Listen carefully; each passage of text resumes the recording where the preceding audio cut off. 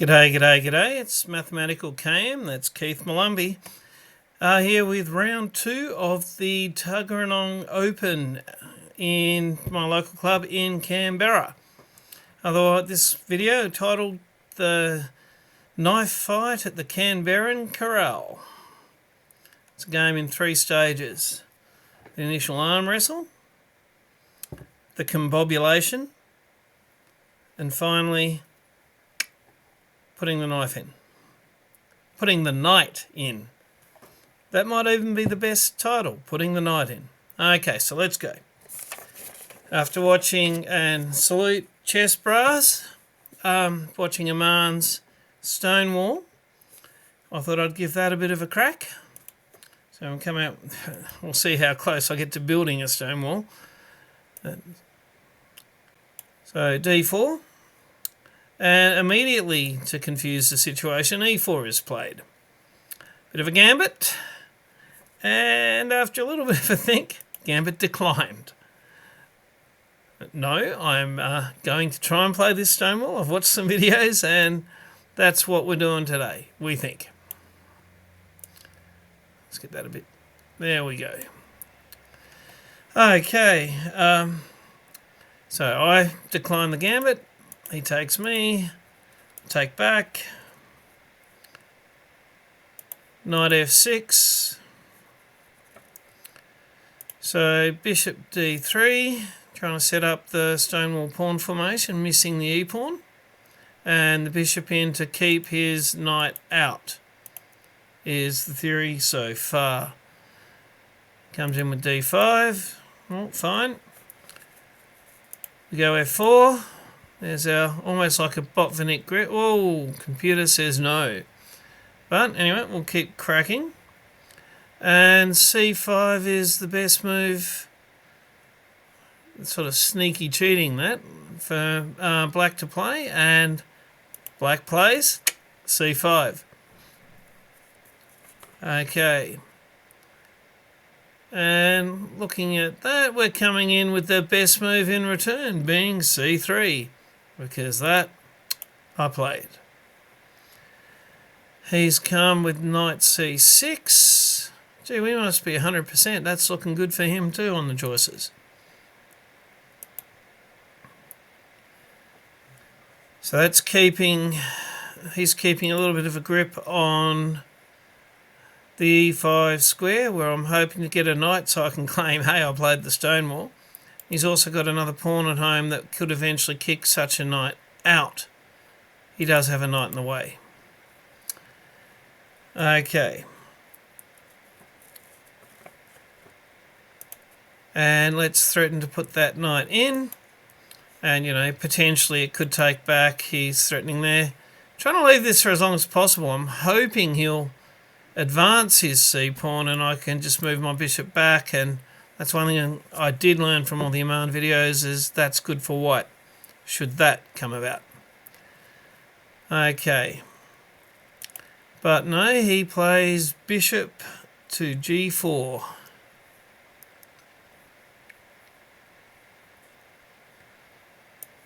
Pinning my knight to the queen, which can't be too bad. And still, you know, for a little while, black's had that edge since it didn't like that initial move there. Okay. And in case that knight's doing a duty here, that knight is one of 2 pieces protecting the d-pawn. And I know he's got 2 pieces attacking, all well and good. But what if he did an equal trade here? And then all of a sudden, after I've taken back, he's got 2 to my 1 on that pawn. So he could win that d-pawn over there. So I have played knight b to d7. And that's giving me, if the bishop takes my knight, I take back with a knight, I've still got 2 pieces protecting. That was the thinking. Okay, he's gone. He's pulled the trigger anyway, c times d4. And I've taken back c times d4. and I knew that would jump up the eval for black. It was feeling a little bit uncomfortable because in my calculations, didn't think about were he to take now. I can't force him to take with the bishop and end up with this knight so I can protect. No, if he were to take now, that knight can't go, or at least not without losing the queen. So that was a bit worried about what's going to happen there. Okay, so I've taken back on move 9. My only real hope, and I had thought about this a bit, I saw that pin was going to happen, was should he take that pawn, I've got queen check, which is threatening the knight that's there. The only way to save his knight is for his knight to go back. And then I could have the queen and a bishop take the knight with the bishop, pawn takes, and then queen takes, check, and on the lots of lines there, but it actually works out reasonably well, I feel. So in some ways it looks like he can, but it's almost a go ahead, make my day, because I think I might have some tic-tacs if you do. And on move 9, he instead goes and brings his queen in, which any dreams of a check there from my queen are gone for now. So, and having done that, having removed my tic-tac, he is now looking like he could take that pawn. And I wouldn't be able to do any of those clever things about it. So I've got to do something about that now.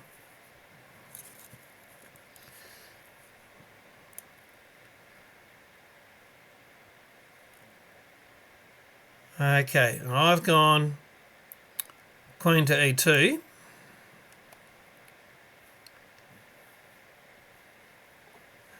A few things thinking about.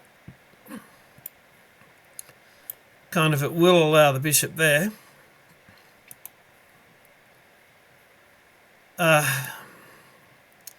If he takes that pawn now, that bishop check and working from there, but it's still something that I haven't managed to break the pin, which is something that might happen next, or the bishop might come out there.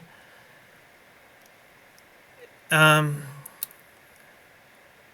e2 was a miss, castling was better. That would have given me another piece protecting that one. But by bringing the queen here, I'll be able to break the pin on my next move, and he's not taking that now because, of course, queen e2 throws in a check. Probably won't stop him from castling. It'd be lovely if he blocked with that knight, but the odds are I thought he'll block with that bishop, but then I can move my queen, and then all of a sudden that knight is a protector of that pawn again. So the wrestle for the D pawn continues. Okay, so I've gone queen to e2 check, and as I predicted, bishop to e7. Okay, he's gone bishop to b5.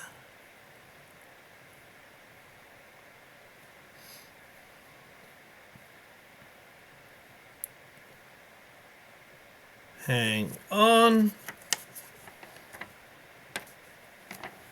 Let's see if I can remember this game.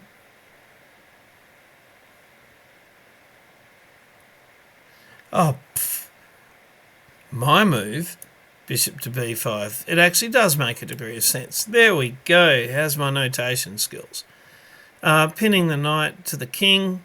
Knight's no longer threatening the pawn. And it's awfully close to the queen. Not the worst move in the world. Eval's gone a little bit. Okay, and this is where my opponent got kind of brave, and we'll see how it works. He does use his king Because I was thinking very much about, I don't like that knight. Do not like that knight, and my plan was to get the bishop out there and take it.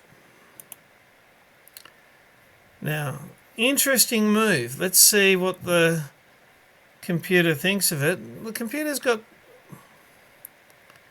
for my opponent, it's not suggesting any king moves, but we have king d7. Oh, the computer must be as smart as me in a way. Plus 3.8. I should be able to win a piece. Funnily enough, I'm about to win a piece, but it's not so simple. Okay, so after the king d7, he wanted an immediate bishop times c6 check, but not how I've gone about it. Let's see how we go with knight e5. Check.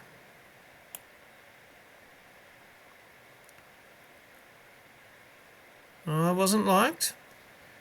But we've got two pieces on that knight now, and the king has to move. And we get king d6. And looking at those evals, d8 was the champion choice. You'll notice that that knight move was kind of brave because it's left a bishop kind of lined up on my queen. So we'll see. It's interesting that king d8 is the best because that does leave, you know, the old traditional rook-king fork, but I wouldn't be playing the rook-king fork because with that bishop lined up on the queen, hoping to take that bishop. And this is the interesting setup here. If knight takes bishop, knight takes bishop, queen takes knight, queen takes bishop, then I've lost a knight and a bishop, and my opponent has lost a knight and a bishop. But this is where we're going to see about in-between moves and how this is where we're going to, in this little knife fight here, it's where we're going to go up a piece. So anyway, we've thrown him the check, which is threatening that bishop and exposing my queen. So where does he go with his king? So move 12, king to d6.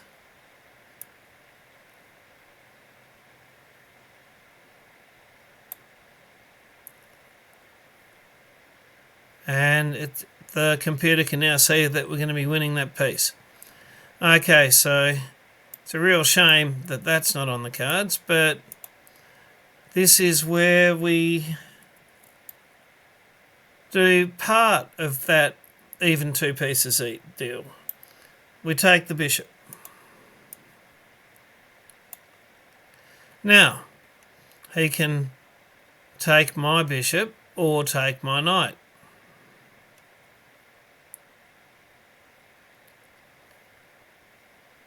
This is move 13. He takes my knight. Now, if I take his knight, he takes my bishop. That's even. That's not what we want. We don't want even. So coming into move 14, we instead, let's get something for that bishop. And now he can still take that bishop or save his knight. But, you know, I've picked up another piece here. And if he takes the bishop, I take the knight. And then he will, if he takes bishop, I take the knight. He'll be left with one piece, and I will have two, and I'll be up the piece. He actually doesn't quite choose to do that immediately. He comes in with a check, but that particular check has a pretty straightforward, yeah, no, and now he's actually got the knight and the bishop hanging, and my bishop's hanging over there. So what does he do? He goes he gets rid of this bishop. B takes c6. And I've got a choice here. Do I want the bishop or the knight? I was thinking about endgames, and if it comes down to that, then I'd rather he be left with a bishop and not left with a knight. I often feel that I prefer knights in the endgame just for the colour complex. And the other thing, do I want to muck my pawns up, or do I want to get my queen quite active? Also, I don't want the possibility of my queen being pinned to my king. Lots of reasons. And in fact, if I took the bishop, that there would be just about the best move. So for a lot of good reasons, we go queen takes g4. And he goes rook a to e8, putting in that check. And king f2. Best choice, there you go. It's kind of half connecting my rooks, the bishop's in the way. It's funny, it felt like that was the first third kind of completed, with the knife fight in the middle getting a piece up. And right now, if you were to look at it, I'm sure the eval says up 3.8, but in a lot of ways right now it feels like black's got quite a lot of initiative. And what's this bishop doing? You know, they talk about the range of bishops. Does it go negative, or is that just called zero? This rook can't do much. This rook can do a little bit. I'd say that my bishop is terrible. That rook is terrible. This rook is only half okay. This knight can't go there or there. And so it's been a little bit blunted. Queen's probably my best piece, but just the feeling of the situation right now was very discombobulated. So the challenge now, up a piece, is to, without losing too many pawns, try and, if it is a word, combobulate and get my pieces a little bit more harmony. So, at least he's going to give me a move because he's going to move his bishop back. So that bishop out and back may have cost my opponent, well, a bit of time. And a bit of time which I think hopefully I've used quite well. So bishop to f6, that's not time in minutes, that's time in moves. So he's moved back, bishop to f6, which is kind of, you know, where the action is.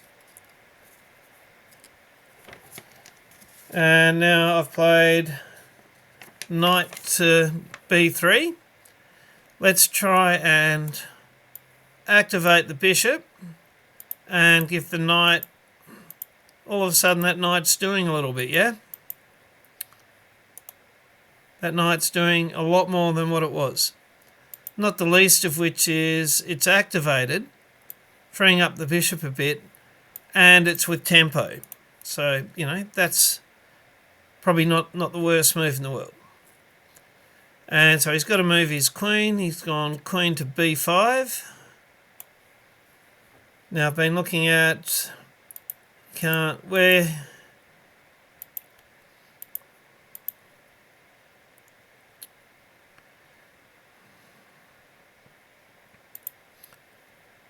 they're all the covered squares.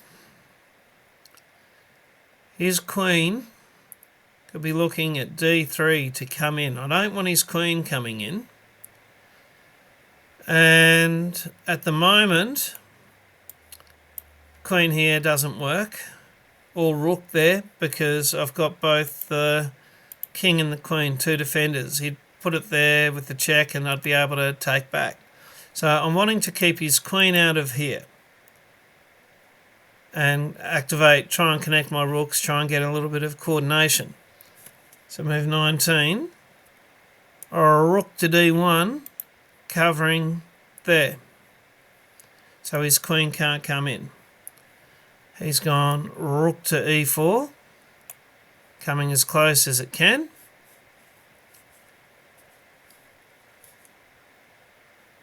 I've gone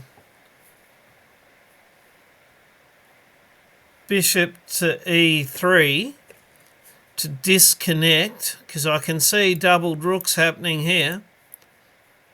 And with the queen, trying to triple on down, join my rooks together and disconnect any action between his rooks and his queen in terms of checking my king. So it'd be interesting to see what the computer thinks of that move. It did what it was meant to. And of course his next move is rook h to e8, doubling the rooks as predicted. Now he's got two pieces threatening the bishop. Were he to take, the king could not take back. Can't keep his queen out anymore. Knight c5. I was wondering what it... that ends up being... sticking the knight in. That's coming. But for now, the second best move is having two defenders on the bishop, so he can't take the bishop yet. Okay. Now, by moving the... And I'm pretty combobulated at this point. All of my pieces are in the action and doing stuff. What's the queen doing? Just wait and see. Now, he does dive in with his queen. Looking pretty dangerous there. I've got two rooks and a queen, all looking at that bishop. There you go. So what to do? And this, I'm hoping the computer... Well, it's giving it the highest eval, but I wonder if it'll get a strong or a clever move, because this is sticking the knight in. It might look like a rook queen fork, and it is, but slightly more hidden is it's a mate threat, and that mate's actually not so easy to stop. Now, I think this is only like a move or so left, but let's take a look at, I was thinking about, if he takes with his rook, well, I'll take his queen, and hey, I've taken a queen with a knight. And it would go on from there. I'd probably trade a rook after that. It's all looking good. Let's actually put this one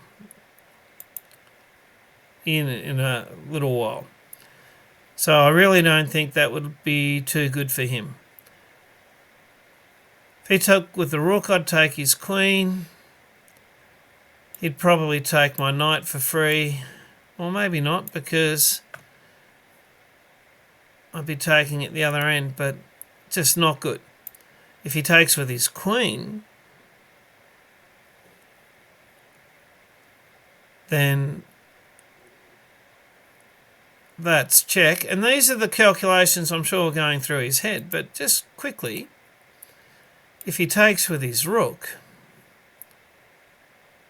I could take back. But on the other hand, there's checkmate, mate and one. If he takes with his queen, which is check, then I'd have to take his queen with my rook. Probably take my rook back, knowing I can't take it back, but then mate. He can't move his queen here or here. He could move his queen here.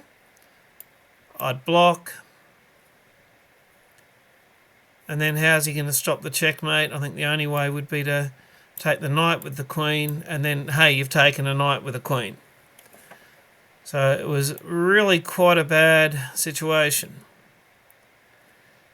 In the end, the move played was queen b5. So having seen the fork, and probably being ready to go down the exchange,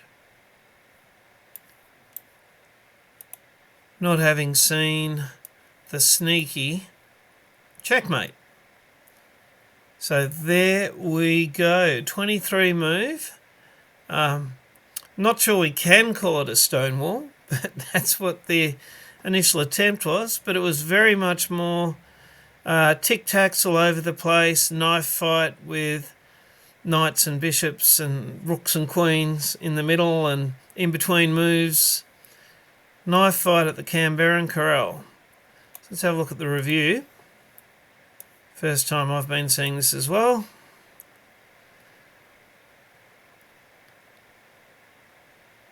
Wow. Well, not that high, but it did get messy in there. And I was struggling for a little while. Let's have a look. That was definitely the wrong move for that king.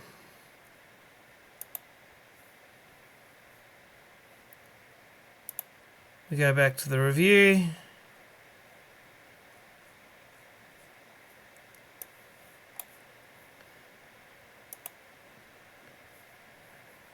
Computer didn't like that, but it did throw in the check and it did end up with winning that piece. And then from there, roughly up 3 until I finally combobulated and then got the win. So as far as the opening goes, it got it immediately into a very stressful knife fight. And next time around I might swing back to have with the white pieces. I've always got the hippo, but the Iron English is one I've dabbled with before, so that's what I think you can expect next time, and bye for now.